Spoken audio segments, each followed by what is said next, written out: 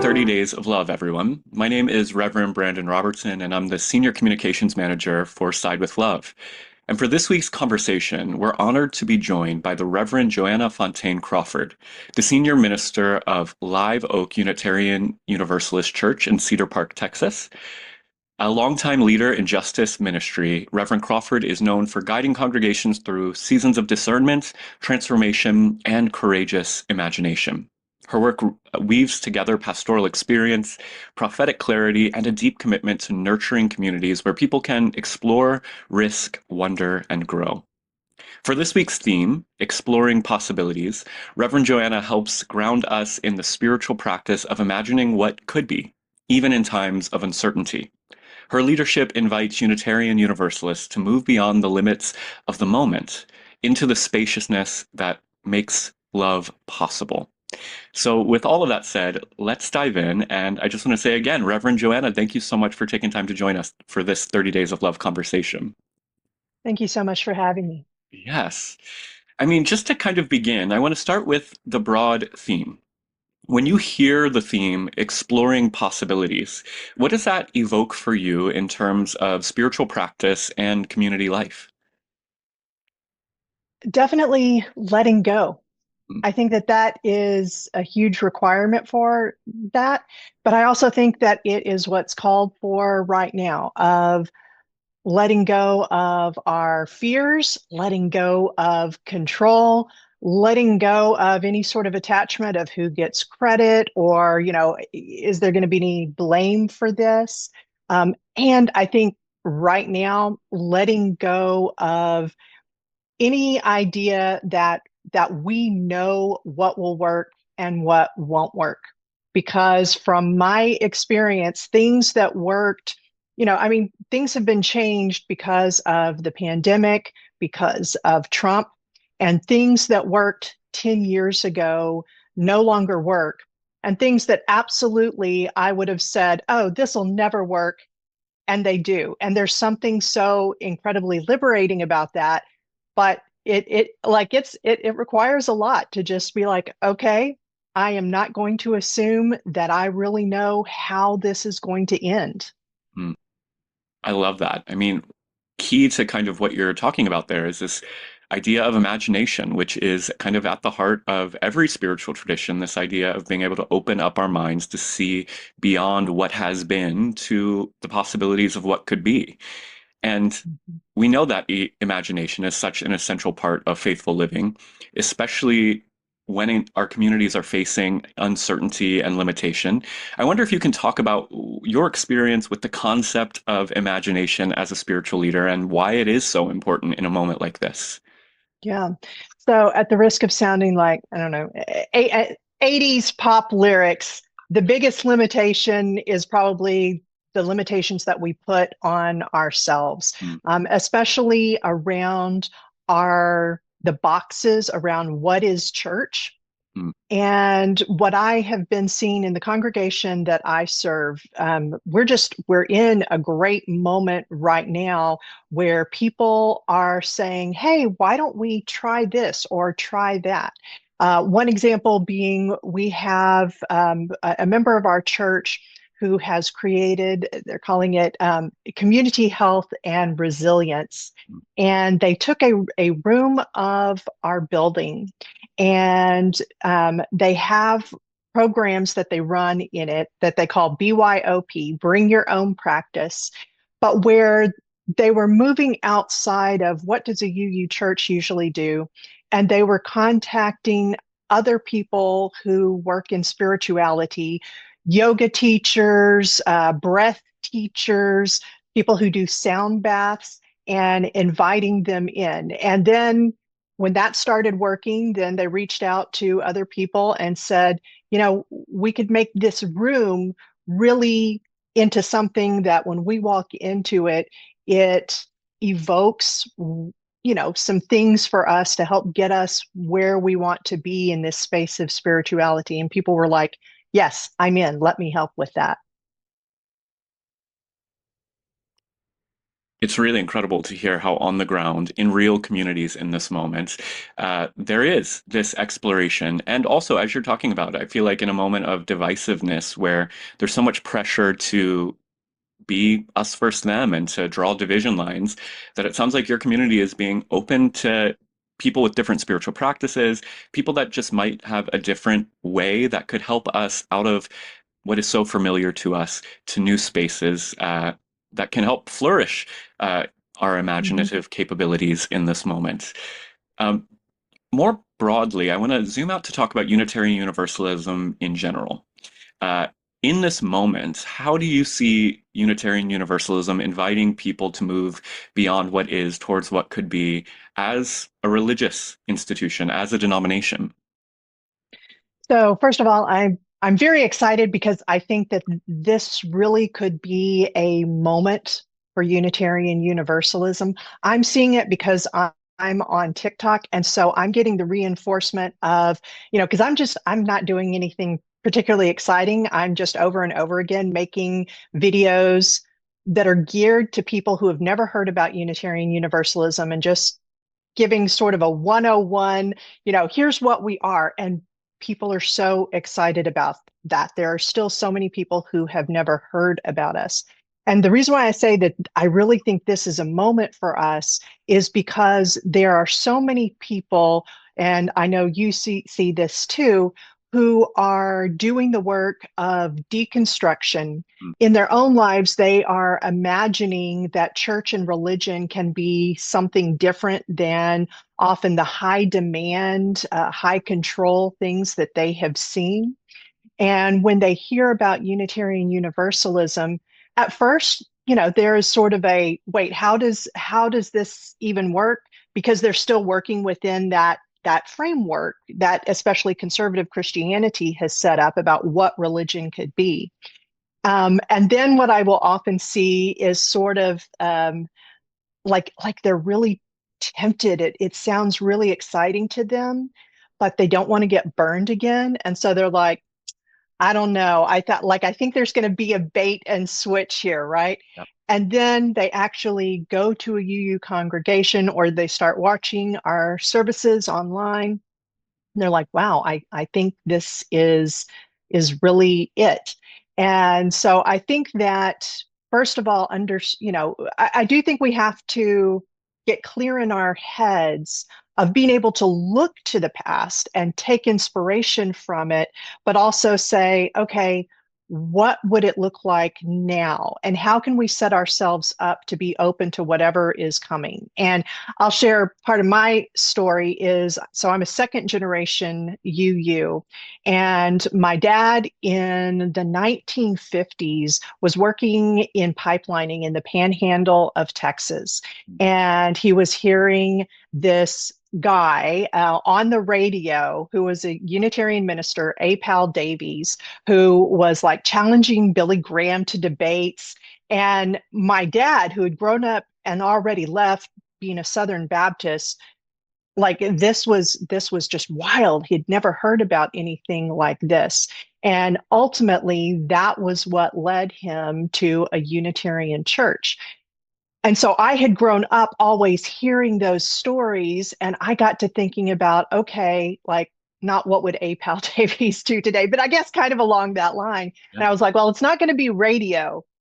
I had four kids, most of them teens, and they were saying, "Mom, you got to get on TikTok." And I was like, that, those dancing videos or whatever. But I did. I fell in love with it as a platform, and I said, "Oh, what if I did what he did, but on this?" Yep. And I'm not trying to get everyone on TikTok, but I think for anyone to think of what got you, when you first started going through a spiritual transformation, what was it that helped you in that? And are there things that could change with where we are right now, where, we can learn from the past, but also envision something new? Mm. I really love that. And I agree wholeheartedly.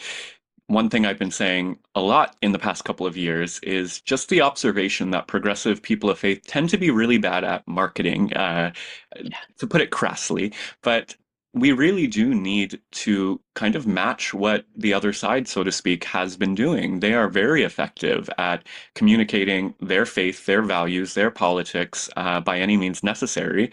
And I think a large part of this cultural and political moment we find ourselves in is because of their effectiveness.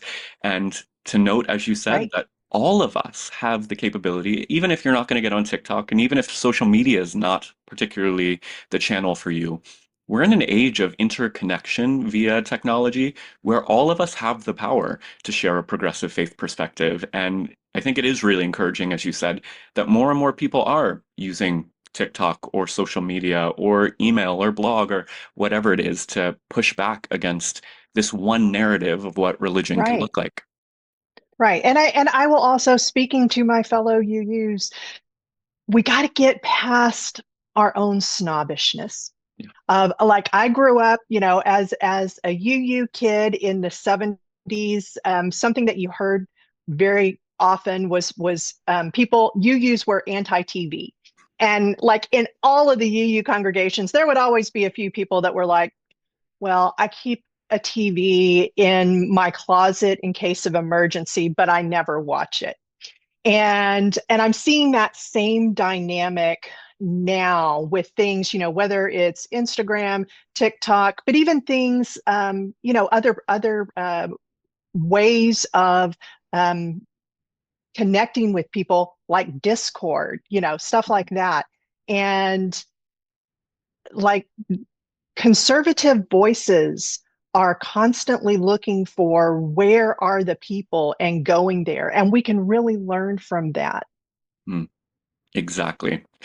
I'm with you on that, and I do hope that as we especially enter into this new year together, that more and more folks from across the UU, but I think all progressive people in general, begin to utilize the resources that are at our disposal because our message is the message that resonates with the hearts and minds, I believe, of most people.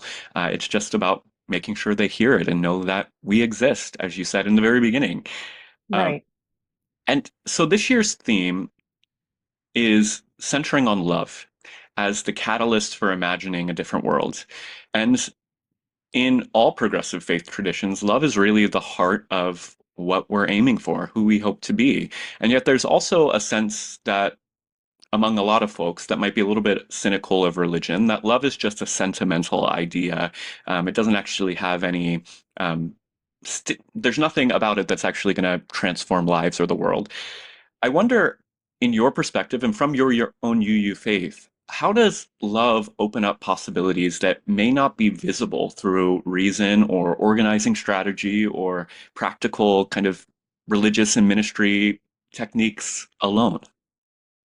So, an idea that caught my attention a couple of years ago is the question of what what does it look like, the difference between being an ally and looking like an ally? Mm, The idea that there could be, okay, so let me give a for instance. There is a very conservative minister in my area who has a big church, and he is, from what I've seen, not supportive of the LGBTQIA plus community. Let's say that somehow I managed to make some kind of a friendship with him, and he and I are sitting in a coffee shop together, talking about things. On one hand, this may open up the possibility that our friendship, because I know from personal experience that relationships are where people change. mm, Maybe I can help shift him just a little bit. But I'm also sensitive to the fact that there are people who could see me and who could say, how are you sitting there having coffee with this person? I don't look like an ally. And I don't think that there's an easy answer to that, but I do think that this is where we come to the whole thing of having really clear personal guiding principles and operating out of those. I love that. And I agree with you. I think that's a tension in my own work in LGBT activism of I really believe, as you said, empathic understanding is the only way that we can transform hearts and minds. And there's this tension of protecting ourselves, protecting those we love, not giving people that might have ideologies or politics that directly harm people too much grounds to expand their own influence. But yeah, love requires action, and in some instances, especially for those of us with power and privilege in certain ways, love requires us to step up, to speak up, to sometimes build a bridge, to sometimes push back on folks, and really, again, do the work that leads to transformation of hearts and minds. Yeah, and I think that that issue of privilege and power differentials is huge. I would never say to someone, especially someone who has less privilege than I do, you should be doing this. Yeah. I really don't say that, period, for because making any decision is so complex and so personal. But I do think that it for those of us who have certain privileges, and the privilege can also be something as simple as a different feeling. I don't know if courage is what I want to say, but there are systems in your life to where you can take a risk that someone else can't.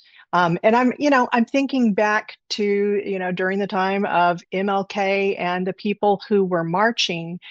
There were, this has been well documented that there were many young people who were marching for their parents. Their parents, because of their jobs, could not be seen in public doing that, but the youth could be. And so, how are we, whatever privilege it is that we have, are we willing to take some risk? Mm, I love that. And yeah, I think it might not be a stated value in many faith traditions, but I do think risk is a value or a holy courage, as you brought up that word. I think that is part of what any faith tradition requires of us if we're going to make an impact and if we're going to grow ourselves, because doing this work is also inherently transformative to the person doing it, not just to the people we're seeking to reach or help or transform themselves. Um, and I'm also mindful that we're both talking about this kind of work and imagining possibilities within the context of a religious institution. And you alluded to this earlier. I'm a pastor of a church here in New York City. I know that a lot of institutions of religion, even UU churches, are resistant to exploration, to risk taking, to really embracing the expansiveness that imagination requires. I wonder if you can talk a little bit about how in your own community and in the ministries you've served in, how you've helped cultivate an openness to imagining and taking risks and to exploring new ways of being, rather than getting people to be afraid of doing that and wanting to kind of double down in the tradition as they've always known it and experienced it. Yeah, so I think there's a lot of different elements of it because it is changing culture. Like this can't be something that only the minister does or that even only the board does. It has to actually be, it has to go into the very DNA of a community. I was really lucky. I worked under Unitarian Universalist Reverend Meg Riley. Mm. And we were both at the Church of the Larger Fellowship when we started doing online services. And her saying was, we're always in beta. And I think that that is such a powerful idea. And I absolutely took that idea with me. And so we talk about it at the congregation I serve because there are things that we will try and it absolutely will not work. And if you can get a community to where when that happens, there's not finger pointing, but instead there is laughter. And there's even sort of a feeling of pride of we are not afraid of failure. We are not going to let failure hold us back. And great, we just learned, one more thing that doesn't work, and that's going to get us closer to what does. And I will say, I think that it has to be repeated all of the time. Find some little statement like we're always in beta and talk about it when people are interested in joining the church and you have your new member class, talk about it then, bring it up at board meetings. Don't be afraid of repetition, but also no saying will do it all by itself. You have to back it up. And part of that means, and part of my background is Bowen family systems theory. So I'm all about anxiety and how it moves through systems. When we start getting anxious and we start wanting to point a finger or say, I knew it wouldn't work, to suck it all back and say, okay, there's a bigger picture here. I don't want to win in this moment and lose the cultural change that we're creating. Mm, I love that. And I kind of want to drill into that just a little bit more for those who are thinking about this, practically applying it, whether they are church leaders or just individuals in church communities. Exploring possibility doesn't ignore hardship. And I wonder how you can, if you'll be willing to talk a little bit more about how communities can hold grief and conflict in these processes of exploring possibilities and making changes, while also keeping space open for what's emerging next. Yeah. So first of all, with grief, I think that our entire culture does not do grief well, and not even the big griefs. Something that I have been noticing, since 2016 is, first of all, that whenever there is change, even if it's a change you really want, there is loss. Mm, And if you have loss, you need to grieve it. And I'll give you a personal example of that, not church. My youngest daughter, when she was a baby, and then when she was 3, she had cancer. She survived. Everything is good now. But when she was ending treatment, which on one hand is just such a great moment of, oh, we're not going to have to come to the hospital. She's not going to go through this pain. It was still the loss of, we had made these relationships, with the nurses and the other medical professionals. And so I think one of the things that really helped us was when we went back and like took cards and, cupcakes and stuff like that, and we could actually attend to our own grief. And I think that we need to do more of that in our congregations. And then conflict, again, Bowen family systems theory. Number one, having really clear ways, very direct and healthy ways that you can have conflict. I can't stress enough how important that is, that a healthy congregation is not a congregation with no conflict. It's one that has a whole lot of conflict. It's just that those things are handled immediately and in a respectful and direct way. And I think that makes such a difference in a congregation. And it also is going to help. We talked about imagination. It's going to open things up to having more ideas be shared because you don't have a culture where people are immediately negative or that you have to worry that someone may say something, it, positive, and then out in the parking lot, they're going to be saying something different. absolutely. That wisdom I know is so important to communities that I'm a part of. And I love, exactly as you pointed out, that conflict isn't something to be avoided. In fact, when we're straining to create a more just and equal world, conflict is going to happen. And I actually think, as you noted, it's a sign of health. It's a sign that things are moving and growing. But doing that with clarity, addressing it with maturity and swiftness, as you noted, I think is just so essential. And as we're kind of coming to the end of our brief conversation today, I just wonder if you step back and look at the broad Unitarian Universalist community today, what one invitation to the entire UU community you might offer as we begin this year's 30 Days of Love theme with exploring possibilities? What would that be? Well, going back to the thing that we talked about at the start of letting go, letting go of assumptions, frankly, letting go of assumptions that we know anything. I don't know about you, but for me, every time I look at the news, I'm like, okay, what like my joke is that right now I'm having a very difficult time holding on to reality Yeah. because on one hand, it really is that bad. And on the other hand, for many of us, our day-to-day lives have not really changed. And so we can still do things we don't have to be frozen by fear.